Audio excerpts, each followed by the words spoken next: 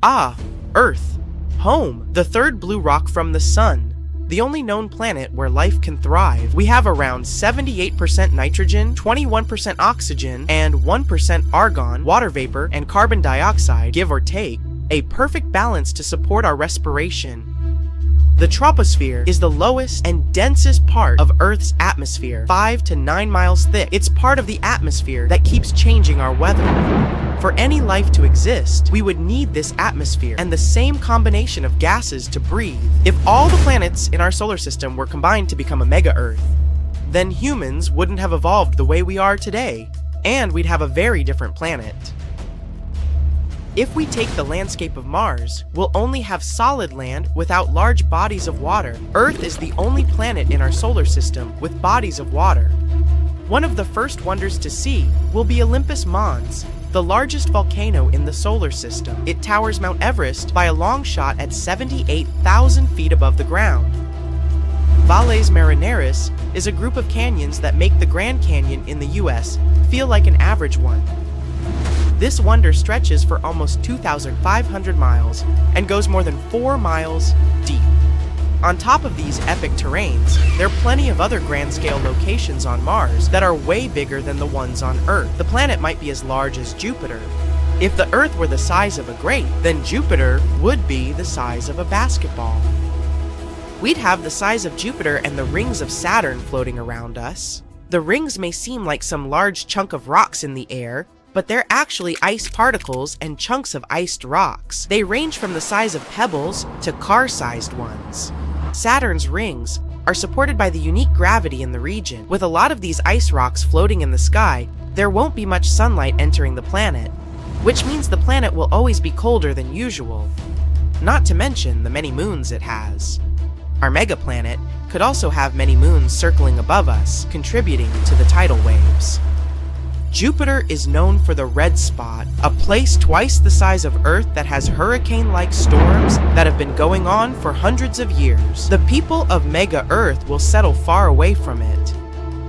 Mercury is a planet but looks like the moon due to all the craters lying around. That's because of many asteroids and comets striking it over the billions of years. But the landscape here mainly consists of mountains, highlands, cliffs, and valleys. The Caloris Basin is almost 1,000 miles wide. They believe it was formed by a comet. The deserts on Earth are mainly hot and consist of dunes of sand, but they also have flat plains and small hills. The largest desert in the world is the whole Antarctic continent. Mercury has no atmosphere to trap any heat, so it gets really hot when the sun is facing it, and freezing cold when the planet turns away from it. On this combined mega-Earth, the deserts will most likely have a similar landscape to that of Mercury. The animals living here will probably be something like giant scorpions and desert snakes that soak in some sun during the day and go out hunting at night. But the soaring day temperatures would melt anyone walking. And even though Mercury is the closest planet to the Sun, it's not the hottest. Venus has temperatures of nearly 900 degrees Fahrenheit. Scientists believe that the lands here are flat because of the extreme temperatures. But it's not all flat, with some volcanoes and highland areas. We can probably find this terrain and climate near the equator, since it's always hot there. Humans can't live there unless they build special domes to sustain life. But since the planet is now huge, not all of its territory needs to be populated. Some areas will have the proper atmosphere for breathing, but some places might not have such luxuries. Over at the poles, the climate will most likely mimic Pluto's, even though it's not technically a planet anymore. In 2006, they officially declared it a dwarf planet, and it's even smaller than the Moon. There's not much known about this little mini floating rock, except that it's composed of around 70% rock and 30% ice. Scientists believe that a part of its surface is covered in frozen nitrogen and solid methane and carbon dioxide. Since the megaplanet is huge, gravity might be quite strong here. Jupiter's gravity is enough to double your weight. Humans will most likely be really tall and mega-sized to match the big planet. Even the oceans will be huge. Our oceans will look like little lakes compared to what Mega-Earth has in store for us. Humans need something close to 24 hours in a single day. Our bodies adjusted to it quite well, but it wouldn't affect us too much if the day had a few extra hours or a few hours less. We can't live on any other planet without wearing the proper gear. We wouldn't last more than a few seconds in places like Jupiter, Neptune, and Saturn. It's possible to last as long as you can hold your breath on Mars. The atmosphere is thin and the gravity is similar to ours, but you might freeze. Even though it's a red planet, it's actually very cold and has ice caps in the poles covered with carbon dioxide. The same's true for Mercury. You can only last there as long as you can hold your breath and be in the sweet spot between the sunrise and the sunset. Ancient civilizations wouldn't have been as diverse as they were on Earth, since the extreme terrains and conditions wouldn't have allowed for discovery and trading. But eventually, as humans developed special technologies for certain areas, different cultures would emerge. Many animals would also evolve in specific and unique ways. But because of the planet's enormous size, isolation, and being on top of the food chain, would let certain animals be around since the beginning of the planet without evolving. So it's possible that this mega Earth might have ancient dinosaurs roaming around, and they'd be even bigger than the ones on Earth. And even though there's a high chance that some humans might be physically different than each other, there might even be more than one species of humans living on opposite ends of the planet. Because of the isolation, they evolved in their own ways according to their surroundings. Over the centuries, technological advancements would spread different cultures around, and we'd be more open to each other. Neanderthals and Homo sapiens once lived side by side and were considered as the two species of humans. Neanderthals were intelligent and used tools for hunting and drawing. Homo sapiens were survivors and wandered around to discover new land. There could be two dominant human species and other minor ones that live in certain areas on Mega Earth. They'll be bigger, tougher, and faster than us. The ones who live by the trees will have elongated limbs to stretch out and swing from tree to tree. The ones that live in savannas will probably run really fast and have long legs for that. Countries and cities will be bigger than what we have on regular Earth. A country can be as big as Earth itself. The human population can reach tens of billions. Special transportation technology might be invented for people to travel from one continent to another. Covering those distances can take months or even years if using regular aircraft. High-speed trains that travel so fast over land, and rocket-like planes going through the sky. Traveling through oceans will require extremely sturdy ships. Traveling through the Atlantic Ocean is already scary for many, so imagine going on a voyage across a body of water that's potentially 8 times the size of Earth. We're gonna need a bigger boat. There'll be areas to avoid, like the red spot with its perpetual storms raging on, but the tourist industry might have some room for anyone who wants to see it. Living on such a huge planet is unlikely going to become a reality for most of us anytime soon, but scientists are already discussing moving to other planets to find a new home for humans. In 2025, humans will have a unique opportunity: travel to the moon. So far, only 12 people have walked on Earth's natural satellite, but a private company is offering tourists a chance to change that. If you are hog stinky rich, you can pay $750 million to spend several days exploring the moon and watching Earth from a distance. You can even join unique scientific experiments. Humans also want to build their forever homes on the moon. In fact, NASA believes that North Americans may have their own share of the moon by 2040. And you don't even need to be an astronaut to buy a plot of land on the moon. Of course, billionaires are already making plans. Their first idea is to exploit natural resources. The moon is packed with stuff that is rare here on Earth, like helium-3 and many rare Earth minerals, or more precisely, rare moon minerals. But I digress. Hey, if you can get your hands on some of it, you may get even richer. First, helium-3. It's great for clean nuclear energy, but it's super rare on Earth because it escapes into space. The moon, though, has tons of it, enough to power Earth for 1,000 years. Rare earth minerals are not actually rare on Earth, but they're hard to mine because they react with oxygen. On the moon, there's no oxygen, so we could easily get loads of these minerals to make better tech like electronics and batteries. Scientists aren't thrilled about this. For the first time, they have a chance to explore 4.5 billion years of space history, because the moon's soil has stayed the same for billions of years. Studying its rocks could reveal lots of secrets about the universe's origins. But if billionaires mine the moon and destroy these rocks, all that knowledge could be lost forever. Another problem with exploring the moon is the size of it. The moon is big, but the best spots, the ones with water and sunlight, are limited. Most of the lunar surface is dangerous because of earthquakes, radiation, and meteorites. This means that tourists, scientists, and mining companies would be elbowing each other in 3 small regions. The first region is called the Peaks of Eternal Light, because there is always sunlight over there, making it a great energy source for telescopes or human colonies. The second spot is the far side of the moon. Here, radio signals from Earth are not so strong. It's not just peaceful and quiet there, it's also a great place to set up a telescope and study the universe. The third place is called the Pits of Eternal Darkness. It's where all the trolls on social media go on vacation. Nah, it's really because no sunlight reaches that area. This place is even better for scientists because they can use special astronomy tools to study the most distant parts of the universe. This is also where you can find about 1 billion tons of water. If scientists could visit the moon and study it, they would make amazing discoveries. But today, there are no international laws protecting space. No country can own the moon, but this can't stop a private mining company from calling dibs on a particularly good spot. In the past, a bunch of nations signed the Outer Space Treaty, and they agreed that space exploration was supposed to benefit all humankind.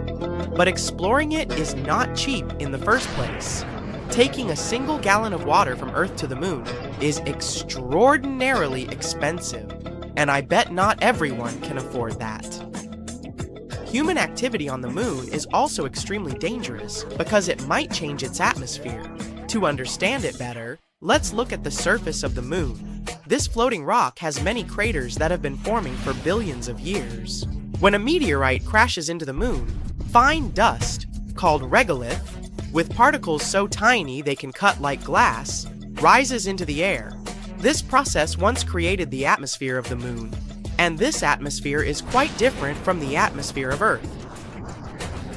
A big rocket landing on the moon can launch this fine dust into the lunar sky, and the difference here is that space objects crashing into the lunar surface are gentler.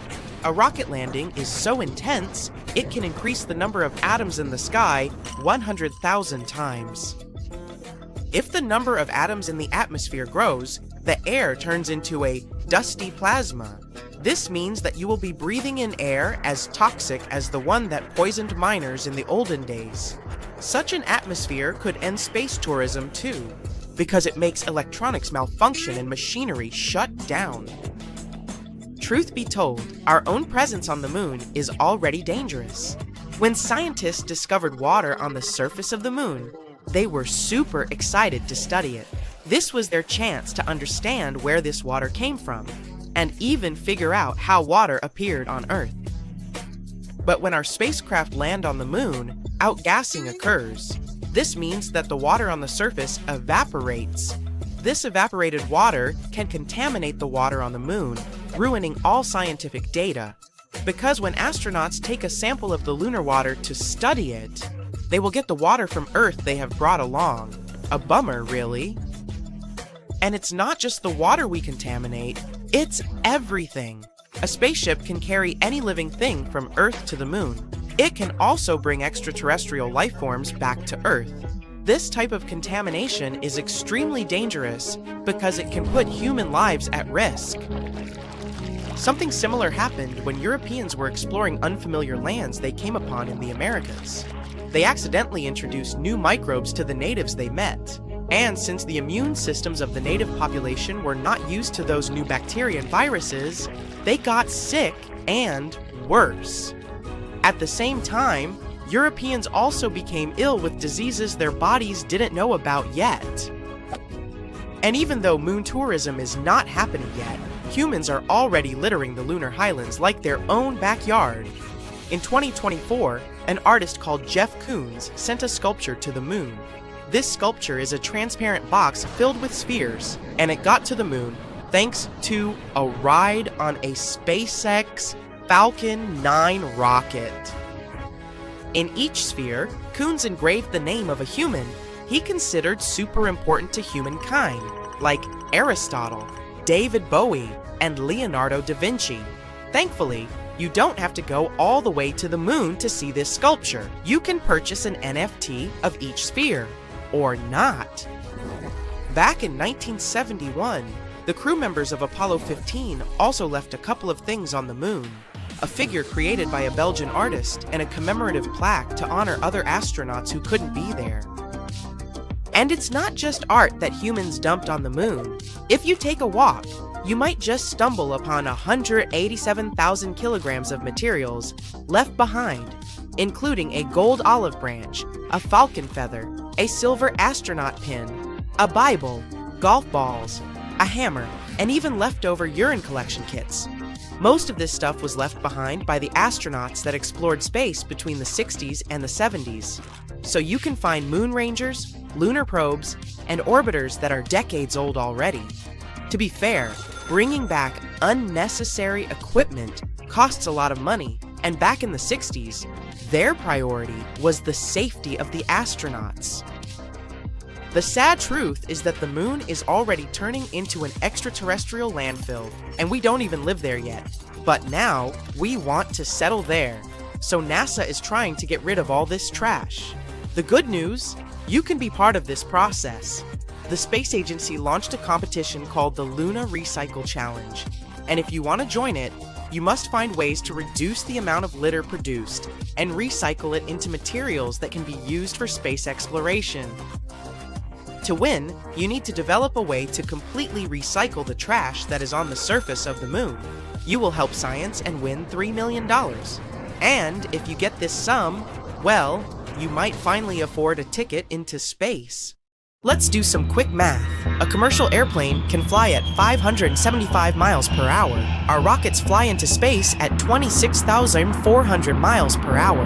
But this asteroid breaks all records and zooms at 33,000 miles per hour. That's 43 times faster than the speed of sound. At that speed, you could cross the Atlantic Ocean in just 5 minutes. The worst part is that this thing could crash into the Earth. 575 in mile 926 kp. This is asteroid 2021 RX-9. It's 128 feet wide. That makes it 1/3 the size of football field. It was only recently discovered, and scientists were able to calculate its orbit. It's not round like most planets. It's an ellipse, like if you squeezed a donut a little bit. 128 ft 40 yards mine. RX-9 begins its journey toward the center of the solar system about 273 million miles from the sun. It crosses the asteroid belt, then the orbit of Mars, and the orbit of Earth. It makes a circle around our star and then shoots back like a slingshot. The asteroid will move away from the sun until the star's gravity forces it to begin its return journey. RX-9 makes one such round trip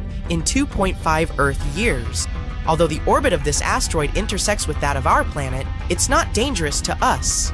But there are many other asteroids in space. RX-9 could collide with them and change its trajectory. Oh, and that could put it on the list of potentially hazardous asteroids.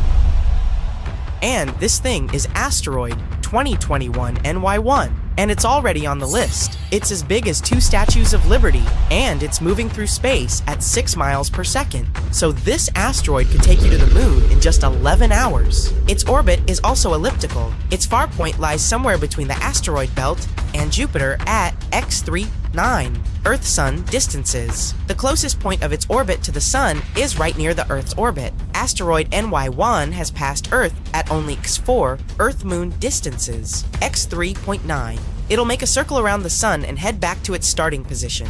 the asteroid makes a complete orbit in almost 4 Earth years. The record for the closest approach to Earth belongs to asteroid 2020 VT4. It's a rock the size of a bus, and it flew at an altitude of 230 miles above Earth. For comparison, the International Space Station orbits our planet at 250 miles, so it flew literally over our heads in the region of the South Pacific Ocean. And we didn't even know this asteroid existed. It flew over the Earth at daytime, and we couldn't see it because of the sun's light. Scientists only learned about this asteroid 15 hours later. If it had fallen on Earth, well, let's say we could have had a very bad day. Although this asteroid was small, it was moving extremely fast. That gave it a tremendous amount of energy. But we have a shield that protects us from space rocks, our atmosphere. It's full of air particles. When an asteroid enters our atmosphere, it begins to break against these particles because of friction. This heats up the asteroid so much that it begins to burn. This is the reason why the bottoms of our space shuttles were protected with black tiles. They could withstand temperatures up to 2,300 degrees Fahrenheit. So, if an asteroid is small, it could burn up completely in the atmosphere and turn to dust.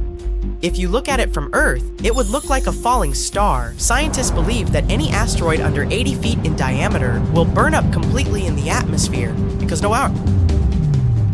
but an asteroid larger than 1.5 miles can do a lot of damage, and we know of such an asteroid that regularly passes by our planet. 4E-179 Toutatis. It's 3 T herd miles wide, so it's bigger than Central Park in New York. And if you put this rock on scales, it'll show 5 + 11 zeros tons. That's heavy. The most frightening thing is that this asteroid moves in a chaotic orbit because it's constantly being affected by Earth and Jupiter. It's like the planets are playing ping pong with this giant rock.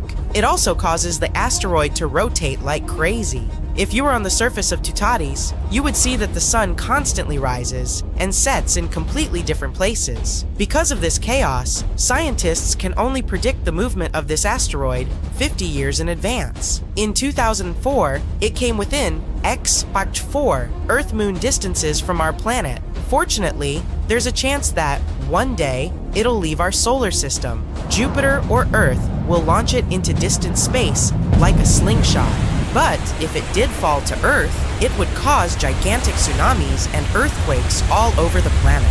Then, the existence of our civilization would be in question. A similar catastrophe happened about 66 million years ago. An asteroid the size of Manhattan flew toward Earth. The sun heated its surface and vaporized the material from it. The dust and steam turned into a giant tail that glowed brightly in the night sky. The night before it fell, it was the brightest object in the sky, perhaps even brighter than the moon. The moment this asteroid entered Earth's atmosphere, it caused a popping noise so powerful that you could hear it on the other side of our planet. It began to burn. Small fragments began to fall from the main body of the meteorite. Some of them burned up completely in the atmosphere, but others fell to the surface. The moment of impact, the mass and speed of the meteorite gave it colossal energy of about 100 teratons in TNT equivalent. That's a big boom. All this energy turned into heat. It was literally a wall of fire that spread around the impact site and burned everything in its path. The blast wave from the touchdown circled our planet several times. It caused a tsunami with waves higher than the Empire State Building, and earthquakes so strong that the ground literally cracked. After this incident, about 95% of all life on Earth ceased to exist. The meteorite left behind a crater as wide as 66 Golden Gate bridges, and it was so deep that you could stick 2 Mount Everests in there. And there are still many objects in the asteroid belt behind Mars that pose a threat to Earth, like Ceres. It's not just any asteroid, it's a dwarf planet. Although it has a mass of only 1% that of the Moon, it gravitationally affects the orbits of Earth and Mars. A collision with an asteroid of that size would simply destroy the Earth, tearing it to pieces. So, humanity must learn how to avoid colliding with dangerous asteroids. Here, we have 2 options: destroy the asteroid, or make it change its trajectory and fly past Earth. Destroying a huge rock that weighs as much as an entire city is difficult, so we stick with the second option. We can send a spaceship with explosives there, and then do a little boom. Only we don't have to drill a hole to plant this present inside the asteroid. The boom has to be right above the surface and pointing upwards. Then, according to the laws of physics, the asteroid will shift down a little bit. Even if the asteroid moves only a few feet on a cosmic scale, this would dramatically change its trajectory. Another option is a gravity tractor. The principle is simple. Any object that has mass also has gravity. Even you. Yes, you have your own gravitational force. So our plan is to send an unmanned spacecraft to the space rock.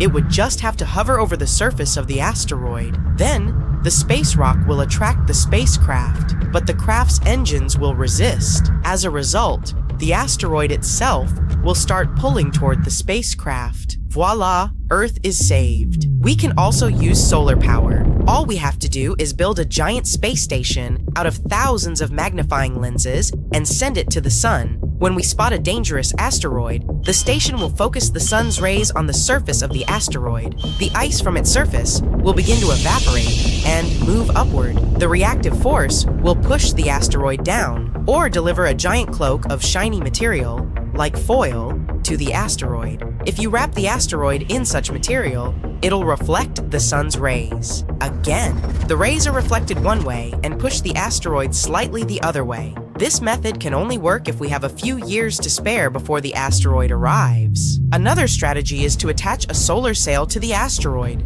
It would work like a parachute, only it won't be breaking against the air, but against the sun's rays. And the simplest option, we could attach conventional rocket engines to the asteroid. Then we can not only change the trajectory of its flight, but also control it. And if a bigger asteroid appears on the horizon, we can use the controlled space rock as a giant ram. Look at this fascinating planet.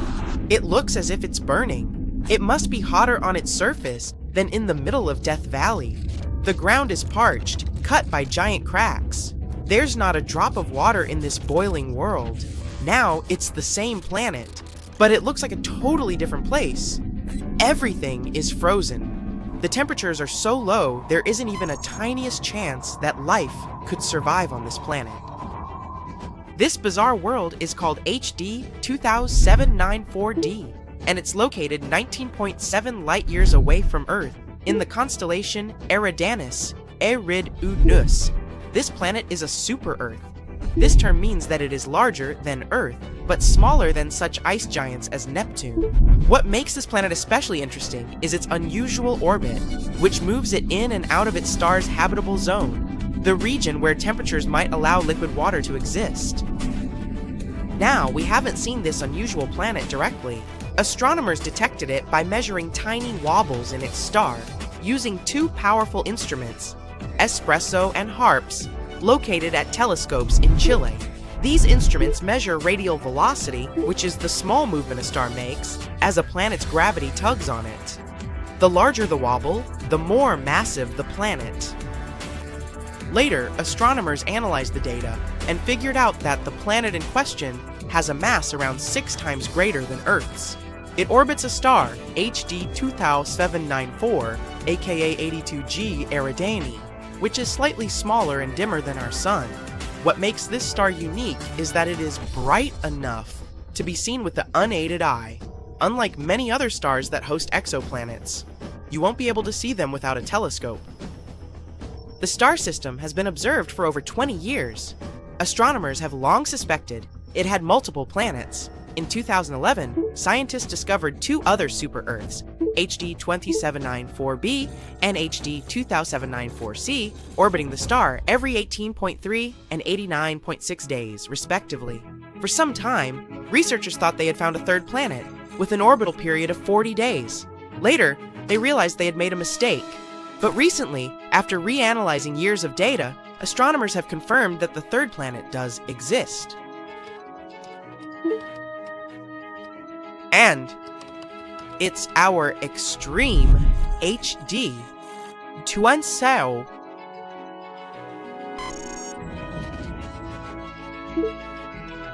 A researcher from the University of Oxford, Michael Cretinier, played a key role in identifying the planet. He used a special computer algorithm called Yarara to separate the planet's weak signal from background noise. It helped him confirm that the planet HD 2794d, truly existed and was pretty unique. Unlike the planets in our solar system, which have mostly circular orbits, the newly discovered one, HD 2794d, follows a highly elliptical, stretched-out orbit. It takes 647 days to complete one trip around its star. That's just 40 days shorter than Mars's orbit around the Sun. At its farthest point, the planet is twice the Earth-Sun distance, 2 AU, which makes it an icy world far outside the habitable zone. At its closest point, it moves inward to 0.75 AU, where it enters the habitable zone where liquid water might exist. This extreme movement creates truly bizarre seasons. For some part of its orbit, HD 2794d is frozen, like an icy wasteland. As it approaches its star, temperatures rise and ice likely melts, forming temporary oceans. The planet then experiences a short, scorching summer. It is so hot that the water on its surface might evaporate into the atmosphere. Shortly after, the planet moves away again. It triggers a gloomy fall, with rains followed by a deep freeze in winter. In other words, the planet switches between extreme cold and intense heat, which makes it a very unpredictable place for life.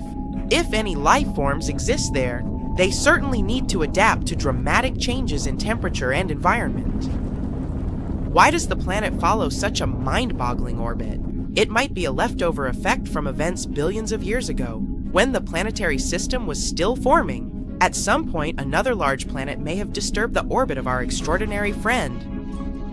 Another possible explanation is that a giant planet once existed in the system, and its gravity pushed HD 2794d onto an elongated path. Later, this giant planet may have been ejected from the system, leaving the smaller planet in its current orbit. This theory makes sense because the other two planets in the system, B and C, have more normal, circular orbits. The discovery of this planet is so exciting because it challenges what we know about habitable planets. Most planets in the habitable zone stay there permanently, but HD 2794d only passes through it. Scientists want to know if such a planet could still support life, even briefly. So, future telescopes will study the atmosphere of this planet, looking for signs of water, gases, or even life. Another super-Earth that might have the right conditions for life orbits a star 137 light-years away. In space terms, this is considered relatively close. A light-year is around 9.6 trillion kilometers. The planet is called TOI 715b, and it is about 1.5 times the size of Earth. Unlike HD 2794d, it is permanently located in the habitable zone. Look, that's what astronomers think the planet might look like. TOI 715b orbits its star very quickly, completing a full orbit in just 19 days. But even though it is close to its star, it may not be extremely hot, all because its star is a red dwarf. That's a type of star that is smaller and cooler than our Sun. This means TOI 715b could have a milder temperature compared to other exoplanets that orbit closer to hotter stars. NASA discovered the planet using the Transiting Exoplanet Survey satellite. This space telescope finds planets by watching for small dips in a star's brightness, which happen when a planet passes in front of it. Since red dwarfs are smaller and dimmer than the Sun, planets passing in front of them are easier to detect. Astronomers are planning to study the planet, TOI 715b, further using the James Webb Space Telescope. This powerful telescope, located 1.6 million kilometers away from Earth, can analyze the atmospheres of distant planets. If TOI 715b has an atmosphere, JWST could help scientists determine what gases are present in it, and whether such conditions could support liquid water or even life. One more promising world for our search for extraterrestrial life is an extremely dense super-Earth in the K2 360 system. An international team of researchers from Japan and Europe has discovered this remarkable multi-planet system orbiting a sun-like star located 750 light-years away. This system has 2 planets, including one of the densest rocky planets ever found. K2-360b is a rocky super-Earth, about 1.6 times the size of Earth, but with a mass 7.7 times greater. This makes it as dense as lead. The planet orbits its star incredibly fast, completing 1 full orbit in just 21 hours. It is the densest known ultra-short period planet, with well-measured properties. As for its sibling, K2-360c, this is a much larger outer planet with at least 15 Earth masses. It takes 9.8 days to orbit its star. Sadly, since it does not pass in front of its star. From our viewpoint, scientists cannot determine its exact size. The unusually dense planet might be the core of a much larger planet. Over time, intense radiation from its parent star may have blown away its outer layers, leaving behind only its dense, rocky core. So, in fact, this planet could show us what might happen to some planets that are too close to their stars. Astronomers think that the planet, K2-360b, may have moved inward over time due to interactions with its larger companion planet. One possibility is high eccentricity migration, where a planet's orbit becomes highly stretched out due to gravitational interactions, before gradually becoming more circular near the star. Another theory is that the planet's spin and axial tilt can cause its orbit to become more circular. Such planets are rare, and finding one with a massive outer companion can help scientists refine their theories about how planets form and evolve in extreme environments. With its help, we might also understand how rocky planets evolve and what happens to planets that get too close to their stars. Whoa! Something doesn't feel right. Everything seems shaky. It's definitely not an earthquake, and it's actually getting worse. The clouds seem to move quicker than usual, and the animals are going into a frenzy. The news anchor pops up on TV in an alarmed tone and says, "Good morning. We're sorry to interrupt your program. Scientists have just discovered that the Earth's rotation has been fluctuating at an unusual rate. A group of specialists believe that the Earth is increasing its rotation with every second. And they don't know why. Breaking news. The Earth has gone crazy. Even if the Earth increased its speed by 1 mile per hour, the day would only get shorter by a minute and a half or so. We wouldn't really feel it, and you could go on like nothing is happening. But as the Earth spins faster, our bodies, which are adjusted to a 24-hour timing, will have a hard time trying to cope with it. If you live by the equator, that means the rotation of the Earth is going quicker than at the North and South Pole. The area by the equator needs more time in order to complete its full rotation from the starting point. You'll experience more rain than usual. The Earth's rotation keeps the weather consistent and balanced so that nothing abnormal happens. But because the Earth is moving so fast, the weather's acting up. We'll start to see more storms and more cozy days inside, sipping on hot cocoa. Even though it seems weird, everyone can go about their day. But if the Earth picked up some speed and moved at 150 feet per second, the day would be reduced to only 22 hours. It kind of makes you feel jet-lagged 24/7. Every business works with the 24 hours a day schedule, so taking away even 2 hours can have catastrophic effects on the world economy. The whole calendar will have to change and adjust to the new timing. Clock designs will change with the new midnight, replaced with 10 o'clock. And with each week, the hours will shorten, so there'll be no proper way of telling time except by sunsets and sunrises. The weather will continue to get worse and worse, feeling like the rain will never stop. The animals that rely on weather patterns won't know how to function. And mass migrations will occur from almost all species of animals. Flocks of birds will be flying everywhere and reach places they normally won't go to, affecting the whole food chain and ecology. Woods, jungles, and other places where animals roam are kept in proper balance when unaffected by humans. If it constantly rains in certain areas, then floods will force animals to move to other territories and compete with the predators in the area. If the Earth picked up speed every day, then standing on a scale in the Arctic would tell you weigh 180 pounds. But around the equator, you might weigh about 179 pounds. That's because of the extra force opposing gravity in that area. With the Earth spinning faster, all airlines around the world stopped since the radar systems have gone haywire. And the weather is too dangerous to fly. Everyone has to get around by car. Satellites are positioned in such a way that it's crucial they remain where they are in order to bounce signals to us.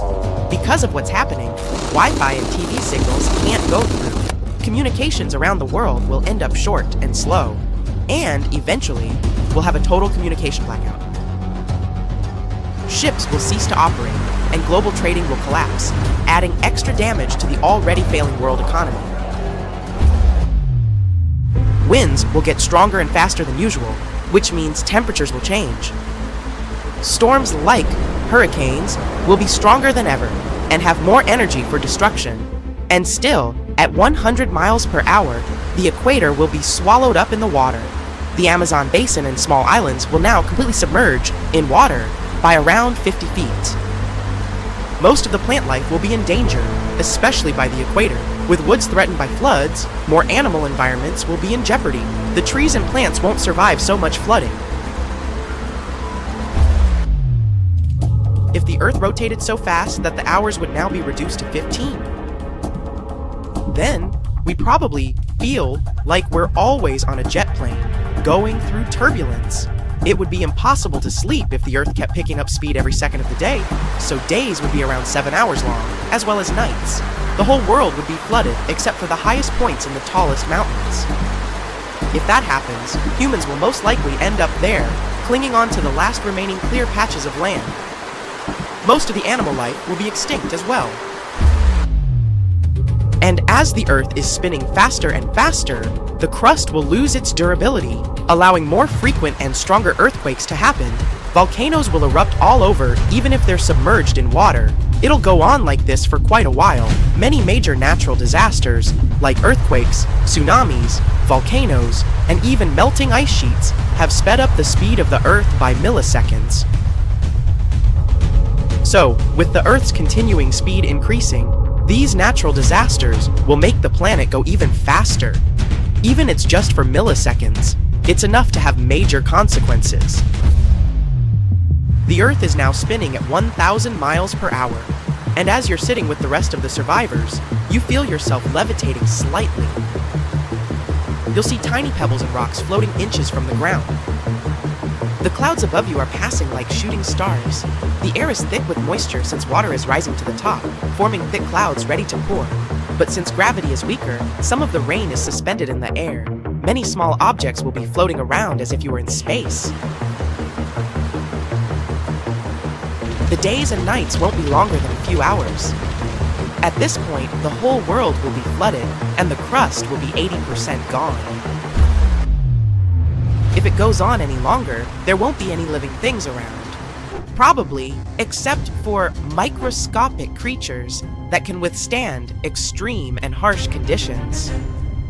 The Earth would need to spin at approximately 17,600 miles per hour to cancel out the gravity for things to start floating around.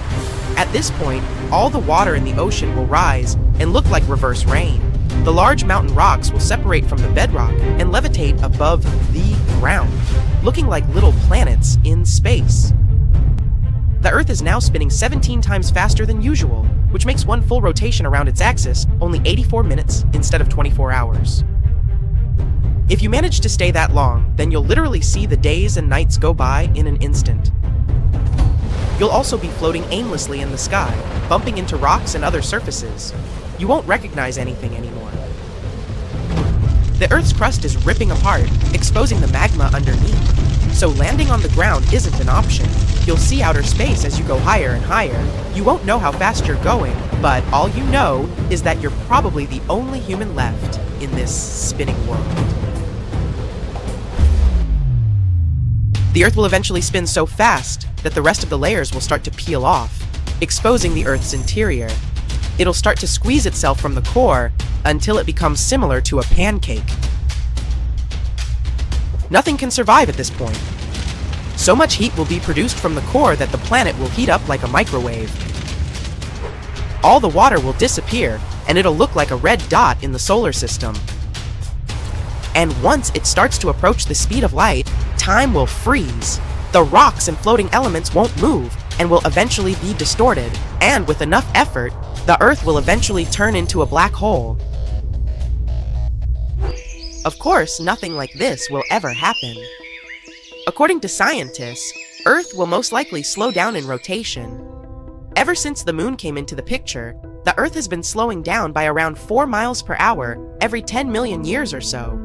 That's because of the moon's gravitational pull on our little blue planet. It'll most likely go on that way. So hey, what's your hurry?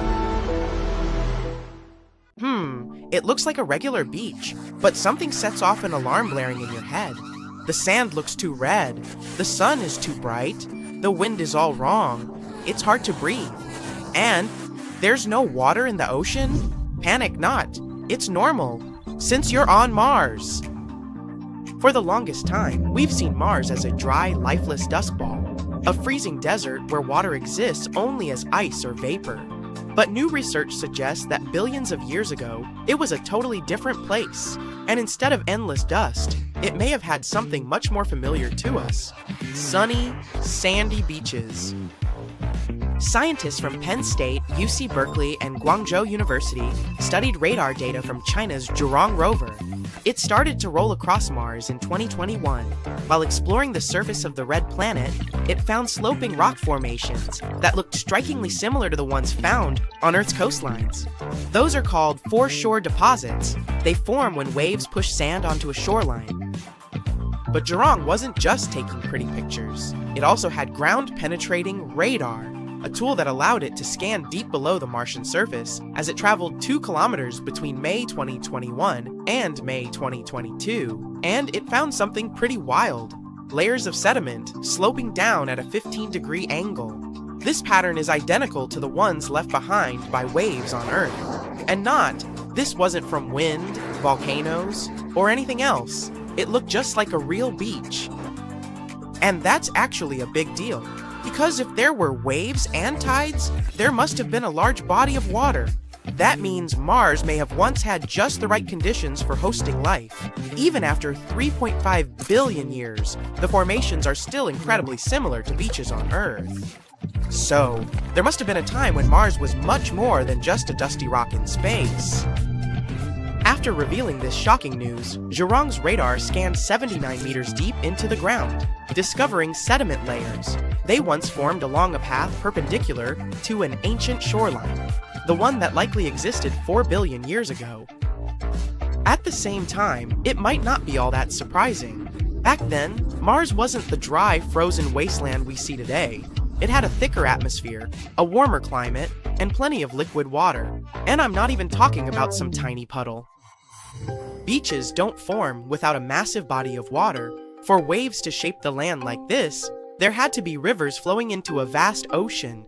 Powerful currents had to be moving sand around, and water had to stick around for a long time. This couldn't be just a brief wet spell. It was a period where Mars was hydrologically active for millions of years, potentially being a place where life could have thrived. This discovery gives even more weight to one theory. It has been puzzling scientists since the 1970s. That was when NASA's Viking spacecraft snapped images of what looked like a shoreline wrapping around Mars' northern hemisphere. But there was a problem. The shoreline was all over the place, with elevations varying by up to 10 kilometers, which is nothing like our flat, mostly consistent shorelines we see on Earth. This difference made scientists doubt that a Martian ocean ever existed. For years, scientists have been trying to crack this mystery. In 2007, they suggested that Mars' rotation actually shifted billions of years ago. As the planet's massive Tharsis volcanic region grew, the planet's spin axis tilted, warping the surface. It could explain why the shoreline is so uneven today. In other words, what was once a flat and level landscape got distorted over time. Interestingly, Mars has been dropping hints about its watery past for years. Curiosity found ancient ripples in Gale Crater. Those were signs of a long-gone lake. Perseverance is currently studying a fossilized river delta in Jezero Crater. Now, with Zhurong's evidence of an ancient ocean, it all comes together. Small lakes? Check. Rivers? Check. A massive ocean covering the northern lowlands? Quite possibly. Zhurong's mission wrapped up in May 2022 after dust blocked its solar panels, but future missions could still explore those ancient shoreline deposits. Scientists might send new missions to drill deeper into the ground to retrieve samples, or we could use better radar to map Mars's subsurface in more detail. There's a real hope to excavate those areas in the future and find even more clues about Mars's past. At the same time, NASA's Perseverance rover is already working hard in Jezero Crater, collecting samples. Scientists hope that it will bring them back to Earth in the 2030s. While those won't include samples from the ancient ocean, they could still help us find out more about Mars' wetter history. For now, the discovery of ancient beaches on Mars gives us a peek into a time when the planet might have looked a lot more like Earth, with water, waves, and rivers. Now, let's speak about the Perseverance rover that's still working on Mars in more detail. It has a special drill on its arm and uses it to scrape off the dust and top layers of rock, making small 5 centimeters wide circles in Jezero Crater. Once, one of its cameras took a close-up photo, and the image showed that the rock wasn't smooth. It was made of tiny interlocking crystals. The rover used 2 special tools to analyze the rock's chemistry. The results confirmed that the rock, named Rochette, was volcanic. This meant it formed from lava or magma, not from mud and clay, like scientists had expected from a former lakebed. Perseverance, aka Percy, landed on Mars in February 2021, along with a small helicopter named Ingenuity. It is the most advanced rover ever sent to Mars, following in the footsteps of Curiosity, Spirit, Opportunity, and others. But Percy has a different mission. While older rovers mainly studied Martian rocks and climate, Perseverance is searching for signs of past life. Scientists chose Jezero Crater because it looks like it used to be a lake where tiny life forms could have lived. The rover drills, scrapes, and collects rock samples to study with its science tools. It also saves some samples to bring back to Earth in the future for even closer study. Perseverance has found some surprising things on Mars. Scientists studying the data it sent back have discovered that Jezero Crater has changed a lot over time. Long ago, this area had flowing lava, a lake that lasted for thousands of years, rivers that carried mud and sand, and even massive floods that brought in rocks from far away. It means that Jezero's history is more active and unpredictable than scientists expected. This definitely made it harder to find the sedimentary rocks they were looking for. But it has also revealed new places where ancient life might have existed. Another exciting discovery is that every rock Perseverance has studied so far contains carbon-based materials, the same stuff that life on Earth is built from. NASA's Perseverance rover also carries a special tool called MOXIE, which has managed to make oxygen from the carbon dioxide in Mars's atmosphere for the first time. Over 16 test runs, MOXIE produced about 113 grams of oxygen. That's enough to keep an astronaut breathing for about 4 hours. It worked even better than expected, making up to 12 grams of oxygen per hour. After running successfully for 2 years, MOXIE completed its final test in September 2023. It brings us one step closer to sending humans to Mars in the future. In any case, back to the discovery of ancient shorelines on Mars. This finding might help us see the red planet with new eyes. Water might have been flowing across its surface for tens of millions of years, carving out lakes, rivers, and even a vast ocean. What else have we misunderstood? Did Martian dinos stroll across the vast green valleys of the planet? Or were those bizarre marine creatures, the likes of which we can't even imagine? We don't know yet, but one thing is very likely.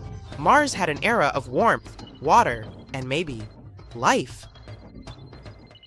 In February 2025, scientists discovered something shocking about our planet's insides. We've long thought that Earth's inner core is a solid and stable sphere, but the truth may be quite different, and a bit alarming. A recent study suggests that the surface of the core might be undergoing structural transformations right at this moment. Researchers from the University of Southern California have analyzed decades of seismic data and discovered that the surface of the inner core appears to deform under the influence of the outer core. We have observed such changes for the first time, but they are likely to explain some peculiarities in the rotation of the inner core. They could even be influencing the length of days on Earth. The inner core of our planet, located about 5,000 kilometers below the surface, is traditionally described as a solid ball of iron and nickel. However, new data shows that its outer layer may be more malleable than expected. This discovery is based on the analysis of seismic waves from repeated earthquakes near the South Sandwich Islands. The researchers used enhanced resolution techniques to study these seismic signals. They observed anomalies in the waves and made an unexpected conclusion. There must be deformations on the surface of the inner core, and they could be caused by turbulent interactions with the molten outer core. The outer core, composed of liquid iron and nickel, has a highly important role. It helps generate Earth's magnetic field. Before, we didn't really understand its impact on the inner core, but now, the new study shows that the turbulent movements of the outer core could disrupt the surface of the inner core. And that could cause changes in its shape. These disturbances might also explain the gradual slowdown in the rotation of the inner core. Scientists have been observing it since 2010. On the surface, we don't really notice these changes, but they could influence Earth's overall rotation and the length of days. This study can help us understand better what's happening deep inside our planet, how the inner and outer core interact, and how that affects Earth's magnetic field and movement. Obviously, direct observation of Earth's core is impossible. That's why scientists use indirect methods, like analysis of seismic waves. It allows us to deduce the structure and composition of the core. As these waves pass through different layers, they get deflected or stopped, and this can provide us with clues about the nature of the materials they encounter. There are also laboratory experiments. Researchers reproduce the extreme pressures and temperatures of the core and study the behavior of iron-nickel alloys. They use sophisticated instruments, such as diamond anvil cells, and they allow exploration of these extreme conditions. Then, there are studies of meteorites. The thing is, some of them come from asteroids with a metallic core, like Earth's. Their chemical composition sometimes provides clues about the elements present in Earth's depths. Scientists also create numerical models. By combining seismic, experimental, and geochemical data, they simulate the internal dynamics of the core. But what would happen if Earth's core suddenly stopped spinning altogether? It's unclear, but we can make assumptions.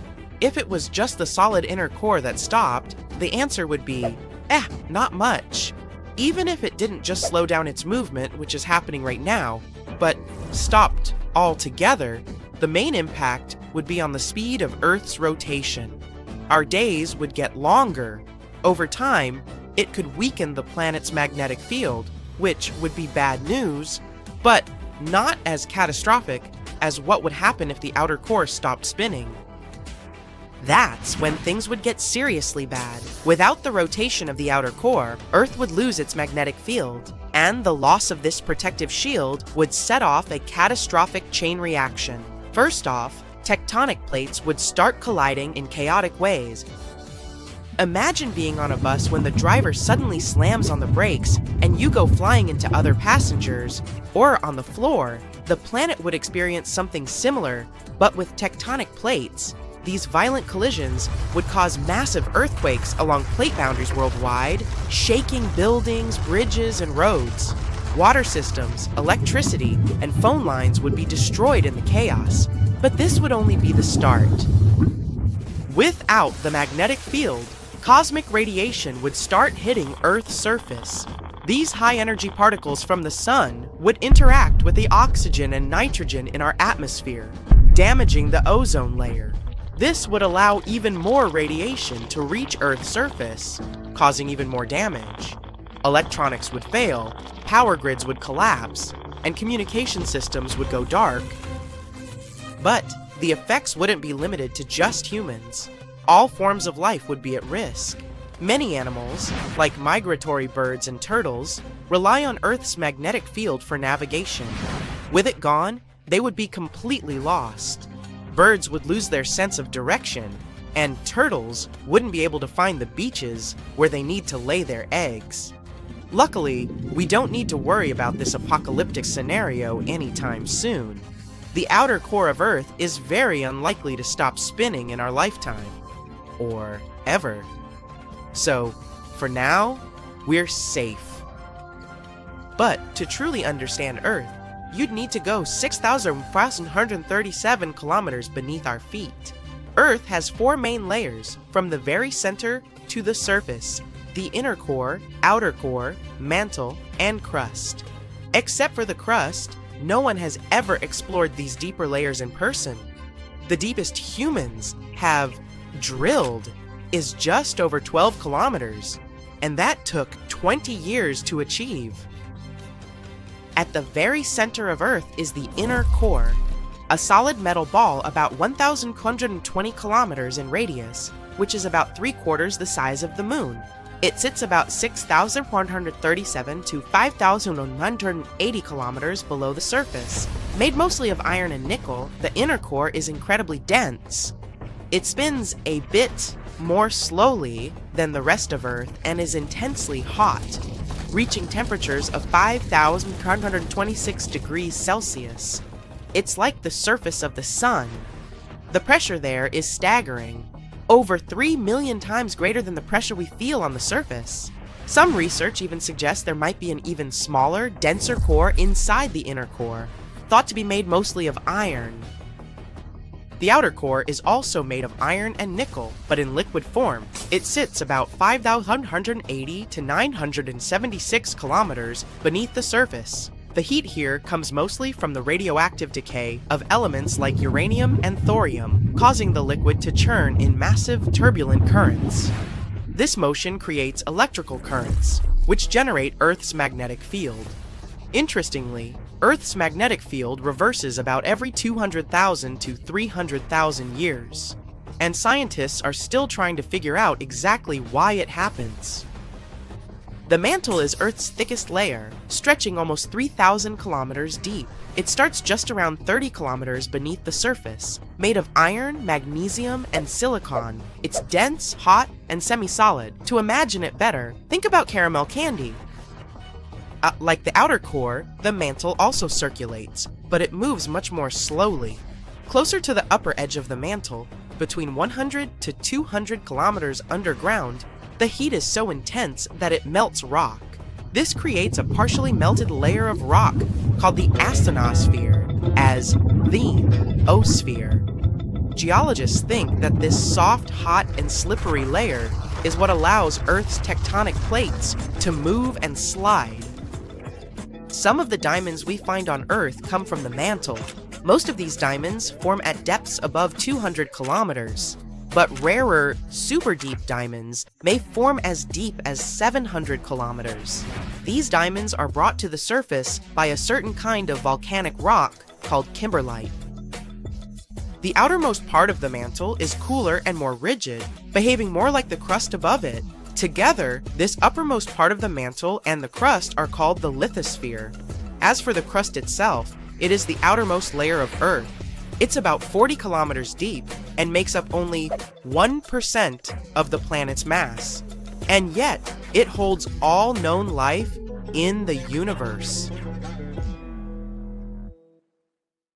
Some people, like the Andaman Islanders, that's a community living in the Gulf of Bengal, see them as burning torches thrown into the air by forest spirits. Others, like some Australian Aborigines, think they're flaming sticks ridden by shamans. If you ask an astronomer, though, they'll tell you that a comet is a large object made of dust and ice that orbits the sun. Arguably, one of the most famous space objects of this kind is Halley's Comet. It has left a great impact on our history and understanding of these mysterious falling stars. When this comet passed Earth in August of 1835, for example, it was blamed for the New York City fire that kept going for several nights. At the same time, the Seminole Indians in Florida saw the comet's long tail and believed it marked the day they would lose their independence. This comet came back in 1910, and people yet again saw it as a sign of bad luck. In Chicago, people bent over backward to secure their windows to protect themselves from the comet's dangerous tail. Others bought all sorts of gadgets, like umbrellas or masks protecting from comets. But what's so intriguing about this space body? How come it just pops up around Earth every once in a while? And, most importantly, is it really dangerous? Halley's is what astronomers call a periodic comet. It visits us every 75 years or so. On rare occasions, some lucky people get to see it twice in their lifetime. It last passed Earth in 1986, and it is expected to come back in 2061. Despite this scheduled return, the comet's orbit can't be predicted with precision. That's partly because of the chemical processes happening inside the comet. Halley's orbit may also change due to random interactions with other planets and space objects in our solar system.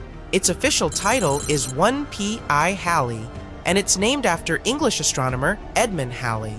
He was the one who studied the reports of a comet nearing Earth in 1531, 1607, and 1682. Based on his calculations, he concluded that these three occurrences had been, in fact, the same comet, returning over and over again. He also predicted its return in 1758. Halley's discovery also pointed out that some comets, like this one, orbited the Sun, but their journey was not circular. If you look at it in 2D, Halley's orbit looks like an elliptical wire dangling from the Sun. Sadly, Halley didn't live to see the comet's correctly predicted return, but it was named after him. According to the European Space Agency, the first sighting of Halley's comet dates back to March 30th, 239 BCE. Asian astronomers noted it down in the Shiqi and Wenxian Tungkao chronicles, but another study claims that we might have first noticed it even earlier than that, during the times of the ancient Greeks. Writings from that period reported a huge meteor that landed in northern Greece, leaving the local population perplexed. It soon became one of the ancient world's most popular tourist attractions. But the authors also noticed a comet in the sky at the time the meteor landed. They also reported the fact that the unusual space object had remained in the sky for about 75 days. Shakespeare himself seems to have written about this comet in his play Julius Caesar around the year 1600. In this work, he included a now famous phrase speaking of comets as unusual signs, saying, "The heavens themselves blaze forth." It wasn't the last time famous writers felt a certain connection with this object. Writer Mark Twain even said in 1909, "I came in with Halley's Comet in 1835. It is coming again next year, and I expect to go out with it." Surprisingly, Twain passed away on April 21st, 1910. One day after Halley's had emerged from behind the far side of the sun. We got a better look at the comet when it last passed us in 1986. Several spacecraft were sent toward Halley's to take samples of the comet's composition. This fleet of spaceships, dubbed the Halley Armada, flew nearby, one of them taking several pictures of the comet's core for the first time in history. We also had much better telescopes to look at the comet as it swung by our planet this time. Based on current studies, there's little to no chance that Halley's Comet could actually pose any danger to our planet. Most of the bad things associated with the comet were just fabrications. Even better, comets in general may have made life on Earth possible. Specialists believe that early in our planet's history, collisions with comets brought a significant amount of water here, which helped to form our oceans. These space objects may have also gifted us organic material necessary for the formation of life. Don't confuse comets with asteroids, though. Unlike asteroids, which are small, rocky space bodies also orbiting the sun, comets are mostly made up of frozen ammonia, methane, or water. They contain only small amounts of rocky material. Because of their composition, comets are sometimes nicknamed dirty snowballs. Comets are made of 4 parts: a nucleus, a coma, a dust tail, and an ion tail. But their nucleus makes up most of their total mass. There are over 3,000 comets that we know of, but astronomers think there may be up to 1 billion of them in our solar system. A comet that is bright enough to be visible from Earth without the help of a telescope is called a great comet. Approximately one great comet can be seen every 10 years or so. People have noticed other comets for millennia.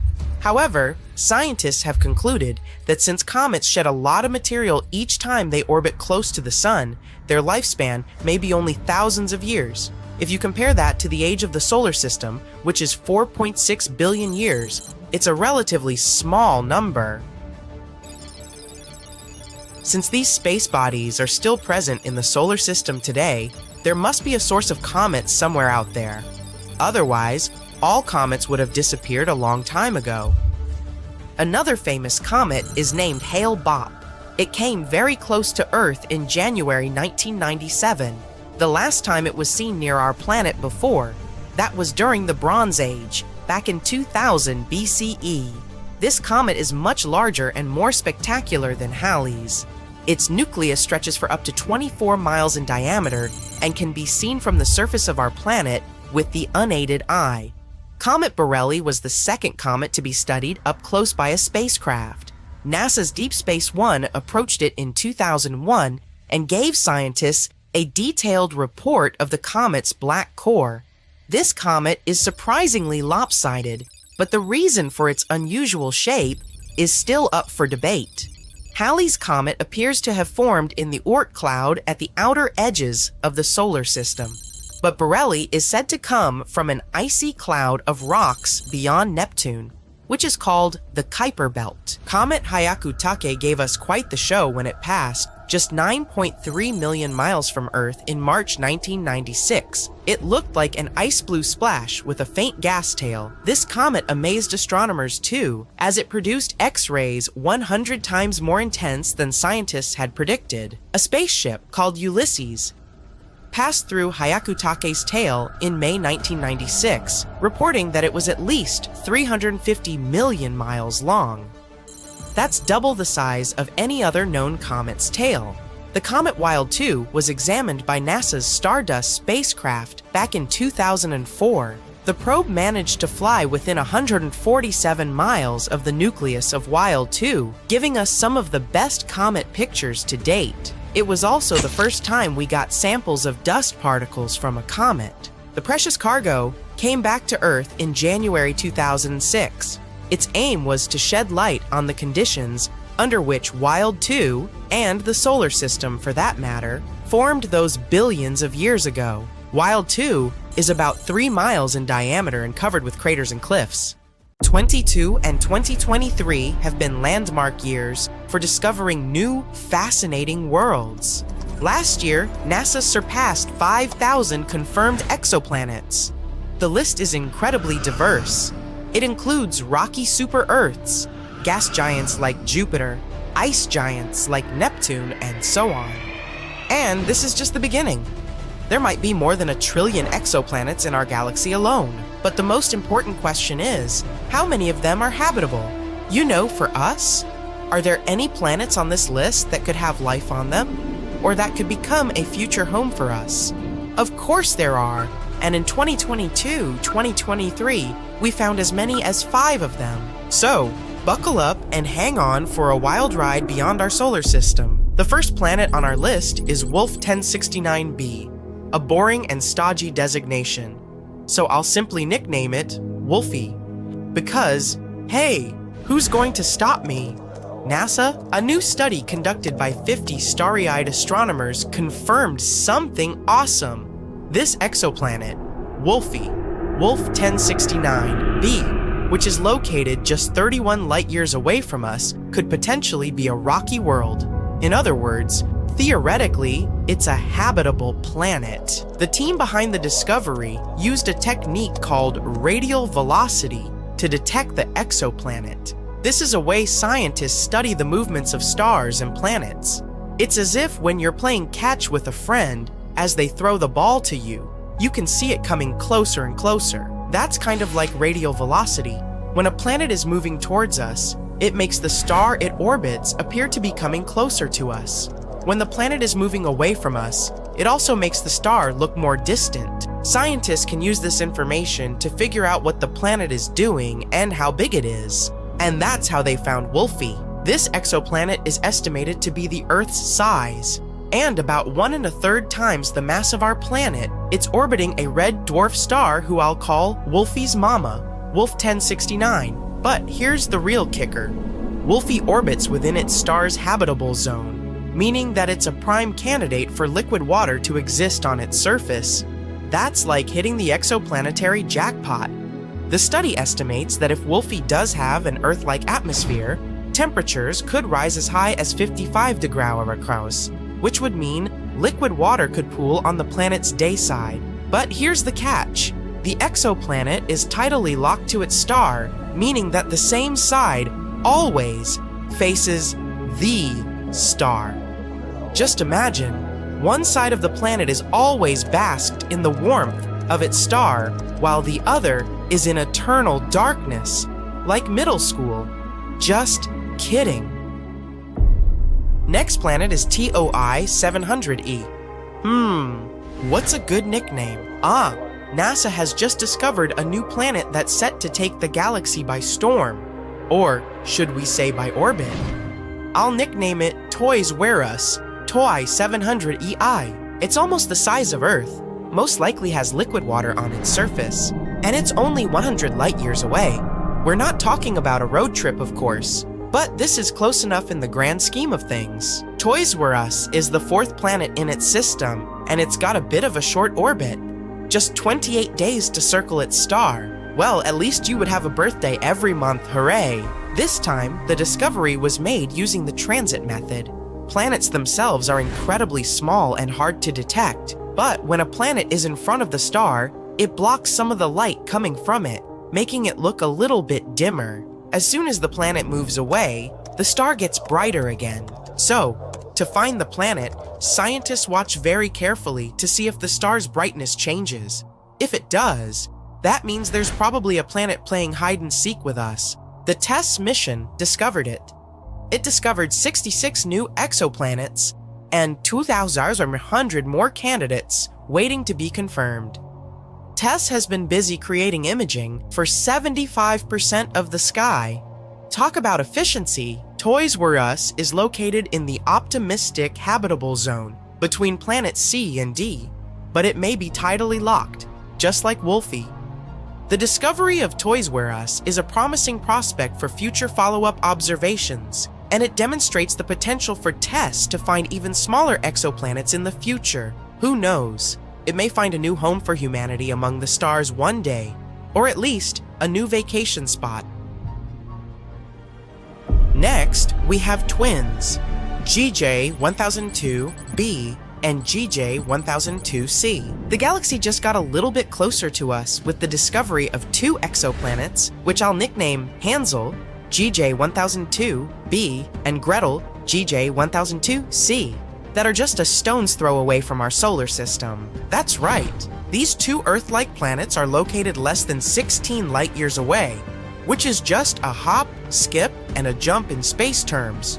For comparison, Proxima Centauri b is the closest Earth-mass exoplanet at 4.2 light years away. So these 2 new neighbors are among the closest to us. They both orbit a red dwarf star with barely 1/8 the mass of the Sun.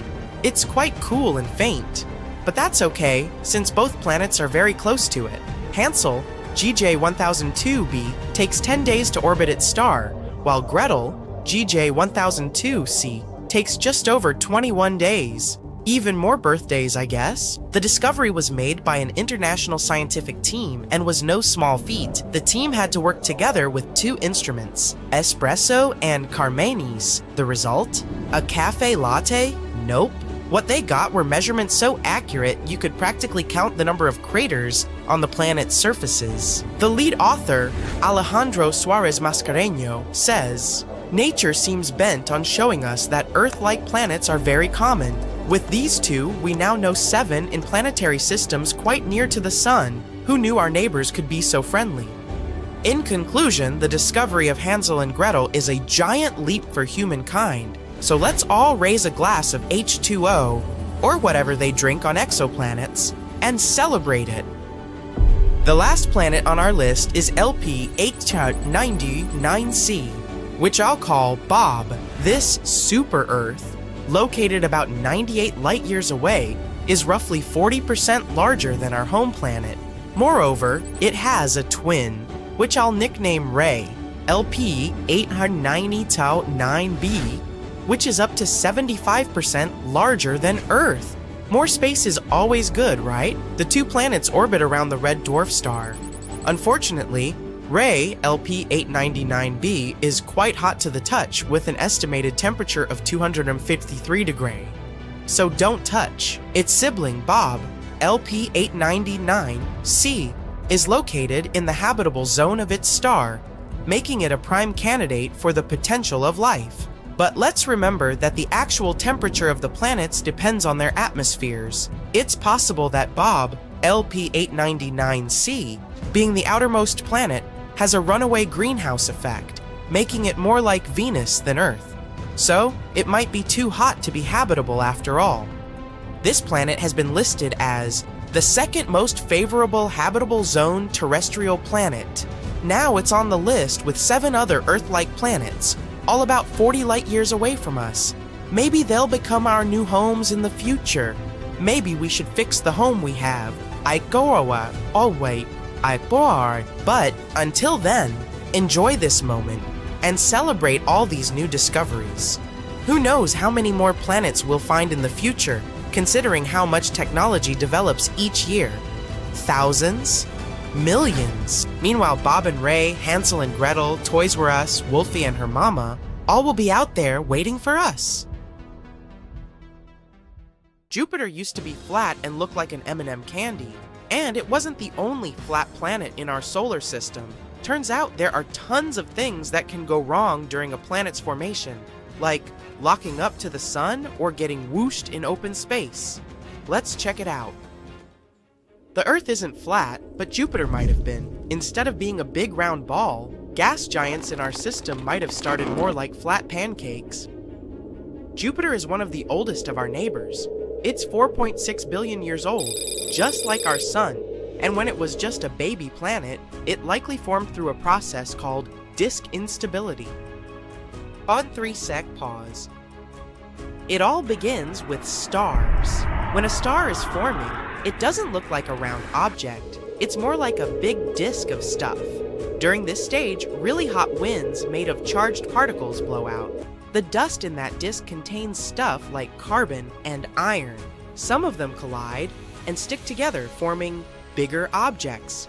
Dust turns into pebbles, pebbles turn into rocks, and rocks bump into each other, getting bigger. Gas in the disk helps all these solid bits stick together. Some break apart, but others stick around, and they're the ones that become the basic pieces of planets. They're called planetesimals. Even gas giants like Jupiter started off as tiny specks of dust smaller than a human hair. Eventually, they formed their own big, ring-shaped disks of gas. They began to spin around our sun, growing bigger by gathering gas and rocks like snowballs. To 2-3-sec pause. Gas giants are special.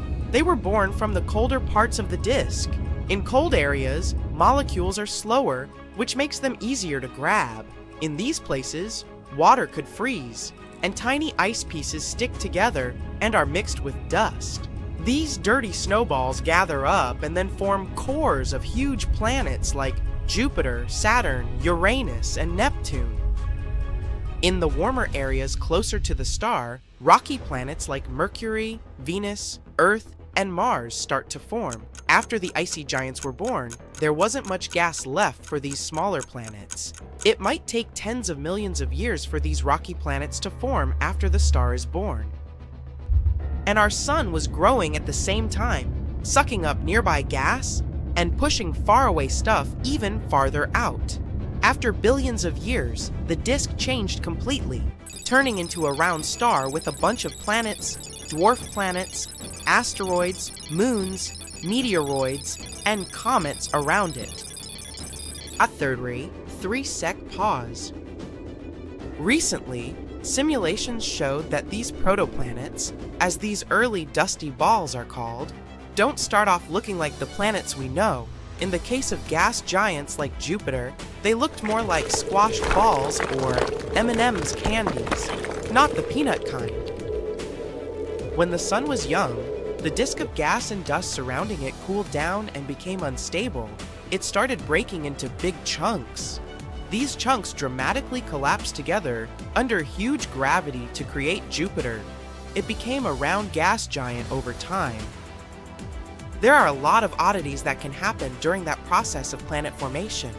Ever wonder why Venus or Uranus spin the opposite way compared to other planets? Usually, when things form from a spinning disk of gas, they tend to spin in the same direction. For example, if you spin a bunch of balls on a string, they'll all twirl in the same way. So, theoretically, all planets should spin in the same direction too. But there are a lot of fast-moving objects, like comets and asteroids in our solar system. When they smash into planets, especially during their early days, this collision might send the planets to spin in the opposite direction. Venus and Uranus probably survived a massive collision. Luckily, they weren't repelled to outer space. The gravity from the sun and nearby planets pulled them back into place. 4-3-sec pause. There are also so-called tidally locked planets. These are celestial bodies that spin in a way where one side always faces their star while the other side remains in perpetual darkness. So, one side is always very hot while the other is extremely cold. If we were on a planet like that, we would only be able to live on a thin line in between.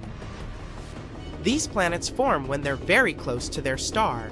The gravitational forces are extremely strong, and over time, these forces slow down the planet's rotation until it matches the time it takes to orbit the star. Imagine you're spinning in your chair. Someone comes up to you and, holding onto your chair with their hands, starts spinning with you. This way, you'll always face each other. Tidally locked planets kind of worked like that. Our moon is tidally locked to our Earth, which is why we only see one side of it. Suffer 5, 3-sec pause. We discovered more than 5,000 planets outside of our solar system, called exoplanets. Some of them have very strange orbits. For example, planets with incredibly long orbits, thousands of years to make one trip around the star, or very wonky, comet-like orbits. Or so-called hot Jupiters, they're super close to their star, way closer than Mercury is to our sun.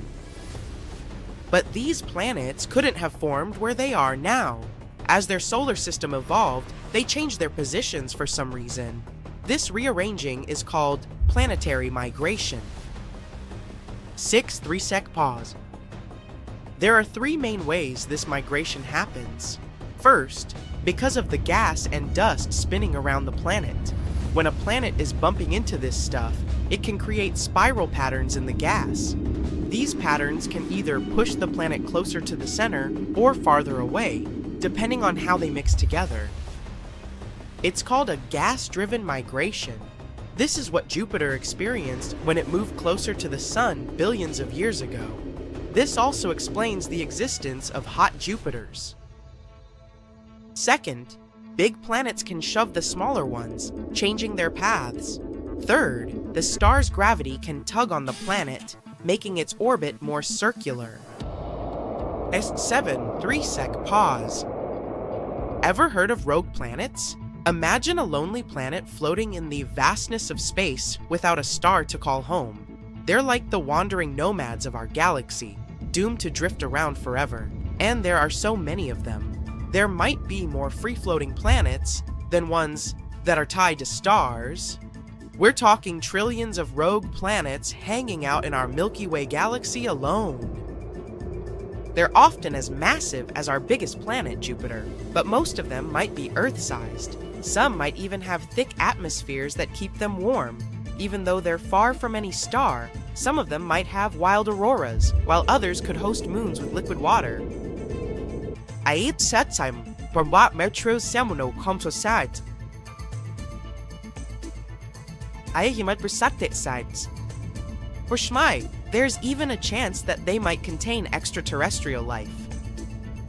These planets might bump into other stars or even entire planetary systems as they journey through space. Sometimes, they might get caught in a star's gravity for a while before getting flung back out into space. But how are they born? Sometimes, during this chaotic process of planet formation, not all planets can manage to stay close to their parent stars. Some of them get kicked out of their solar systems due to powerful gravitational interactions with other planets or passing stars. These ejected planets become rogue planets. This 3-sec pause. In 2012, astronomers found a solar system from the very beginning of the universe. This system included a star and 2 planets. We called it a fossil system. The star is super old, about 13 billion years, almost as old as our entire universe. It was mostly made of just hydrogen and helium. In 2017, a strange object was spotted in our solar system. It had the shape of a long tube, similar to a pancake.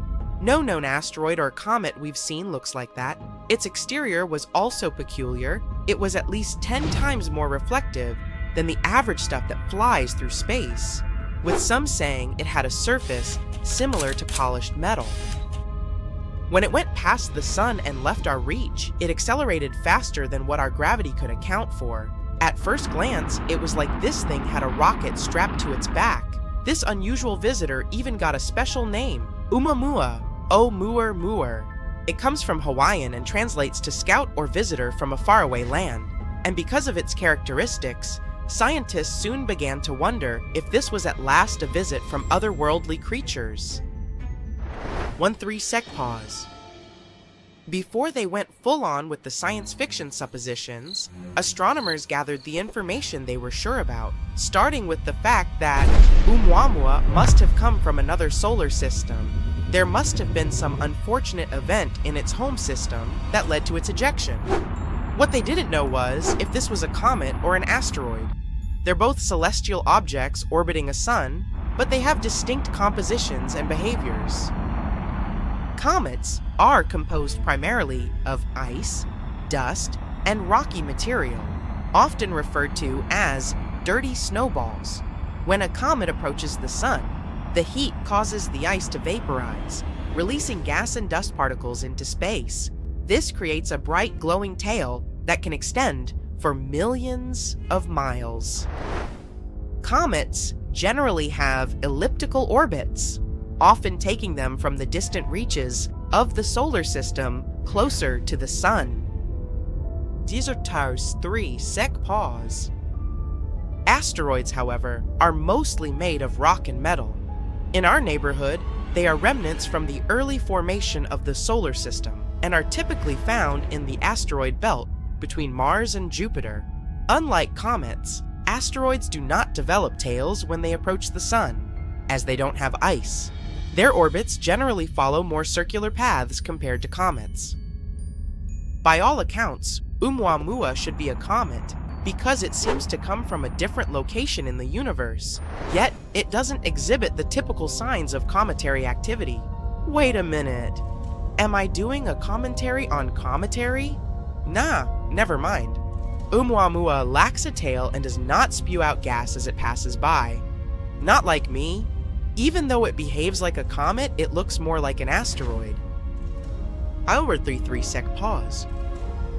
Another big question is how scientists even managed to spot Oumuamua in the first place. Considering the vastness of space and time in the galaxy, it's remarkable. Stars have lifetimes spanning millions or billions of years, and the formation of a solar system takes hundreds of millions of years. Even the fastest objects take tens of thousands of years to travel from one star to another. In contrast, humans have only been observing the skies with telescopes for around 400 years, a tiny fraction of cosmic time, and it's only in recent decades, even years, that we've had the technology to detect and track fast-moving, dim objects. Either rocks like these are abundant, or we've been incredibly lucky with our detections. or it simply wanted to be seen. Or 3-sec pause. Another question that was asked was where such objects could come from. It's highly unlikely that Oumuamua came from a mature, stable solar system. That's because such systems don't eject enough material to fill up the galaxy. Occasionally, a random rock might get flung out, but it can rarely travel so far. Young systems, however, act differently. In these chaotic environments, collisions, mergers, and migrations are happening everywhere. Plenty of tiny rocks roam around, perfect candidates for ejection.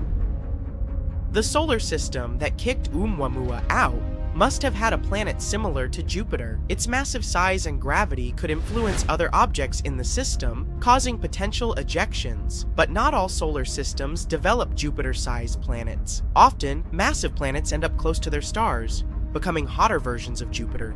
These planets, snugly orbiting a sun, are less likely to eject debris.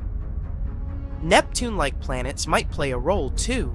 While not as massive as Jupiter, they tend to call the outer regions of solar systems their home.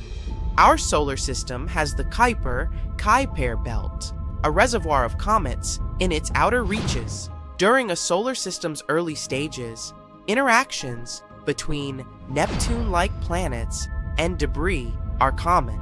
Finding Neptune-like planets in other systems has been challenging though. Our methods for detecting exoplanets work better for massive objects close to their stars, making it difficult to spot Neptune counterparts farther out. A 3-sec pause. Oumuamua was also linked to a peculiar theory about how life came to be in the universe. Panspermia. It's a hypothesis that suggests life exists throughout the universe and can be distributed between planets by various means, such as asteroids, comets, and even spacecraft. It says that life must have originated in one location in the universe and then spread to other celestial bodies. Fans of the panspermia theory have suggested that such interstellar objects could potentially carry tiny microbes, those building blocks of life between star systems. If such objects were to impact a planet or a moon, they could transfer these materials and seed the celestial body with life. For now, there is no evidence to support the idea that this comet in particular has transported life between star systems. Alker 6, 3-sec pause. After years of research, the overall consensus became that Oumuamua was indeed a comet. The reason why it moves strangely is because it might have frozen hydrogen on its surface that reacts when touched by sunlight. The closer it got to our sun, the faster it became, releasing that hydrogen, and also changing its path through our solar system. Its color also supports this theory. It's red, which might mean it's been hit by cosmic rays for a long time. The longer it was touched by those rays, the more hydrogen it gathered in the process. But since they can't be completely sure, astronomers have a plan to follow this visitor. One idea is to send a mission to check it out. It's already far away from us, but it may not be too late just yet. We may be able to send a probe fast enough to catch up with the comet. The plan was named Project Lyra and aims to use the Earth's orbit and that of Jupiter to bounce out a probe far enough to reach Oumuamua. If it works, it will be the fastest space device we've sent out in the universe. One potential trajectory of the space probe involves using the gravitational pull of our planet and that of Jupiter as a lasso effect, but not Ted Lasso. The probe will leave our planet and re-enter Earth's orbit before sending it to meet with Jupiter's pull. It will be sent back near our planet a second time, where it will be ejected with enough force to reach the comet. Second 3-sec pause. Project Lyra also aims to follow a second faraway visitor named Borisov. This one was discovered by an amateur astronomer and now bears its name. What's interesting about it is that, well, it's spotless. Similar to our experience with Oumuamua, We haven't seen anything like Borisov before either.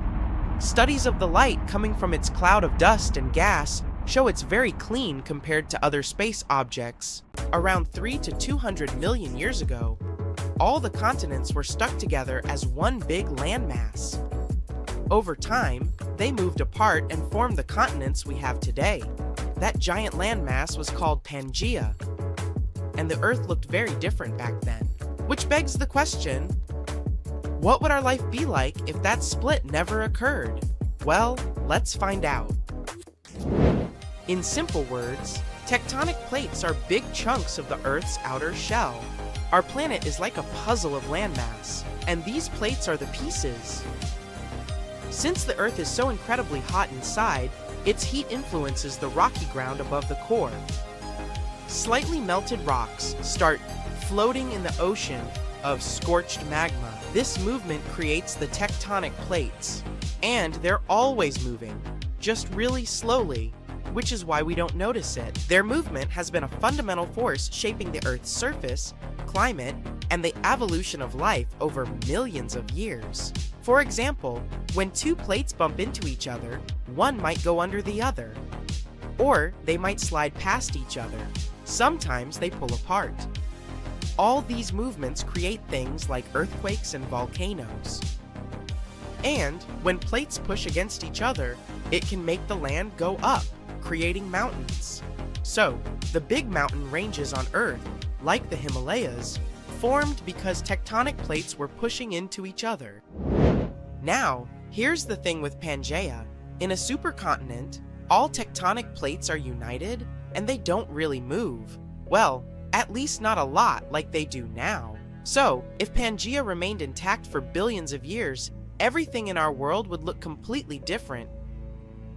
For example, we wouldn't have many mountain ranges anymore. No Alps, Himalayas, and Andes. What a nightmare that would be for ski lovers.